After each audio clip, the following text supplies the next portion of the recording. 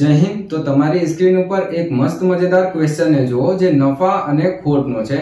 આ ક્વેશ્ચન જ્યારે તમે જુઓ તો આપણા પ્રમાણે એક જ મેથડ યુઝ કરવાનો એ છે ગુણોત્તર મેથડ।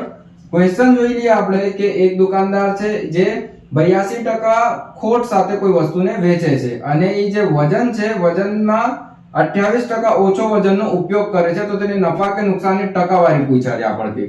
તો પહેલા તો એને સોલ્વ કરતી વખતે આપણે ગુણોત્તર મેથડનો યુઝ કરવાનો। અહીંયા આપણું થઈ ગયું લાગત કિંમત, અહીંયા થઈ ગયું આપણું વેચાણ કિંમત। લાગત કિંમત કોઈ પણ વસ્તુની આપણે 100 ધારીએ, બરાબર 100 છે અને આમાંથી એને 82% જે છે આ લોસ ઉપર વેચે છે, તો વેચે કેટલામાં? 18 રૂપિયામાં વેચશે। પછી શું કીધું કે ભાઈ એ જે વેચતી વખતે છે ને એ 100% જે વજનનો ઉપયોગ કરે છે 100% ઉપયોગ નથી કરતો, આના 28% ઈ ઓછો ઉપયોગ કરે છે, એટલે ઉપયોગ કેટલા કરે છે? 72% વજનનો ઈ ઉપયોગ કરે છે। બસ આ બધાને એક સ્કેલ ઉપર લઈ લઈએ। 18 કા 18, 18 ચોક 72, આ 100 થી આ 100 કેન્સલ, એટલે કે ગુણોત્તર બની ગયો આપણો સીપી અને એસપી, એટલે કે લાગત મૂલ્ય અને વેચાણ કિંમતની આપણે જો રેશિયો બન્યો છે, ગુણોત્તર બન્યો છે એ 4:1 નો, એટલે કે વસ્તુ 4 રૂપિયાની હતી અને એને વેચી દીધી એ 1 રૂપિયામાં, તો એને નુકસાન કેટલો થયો? 3 રૂપિયાનો।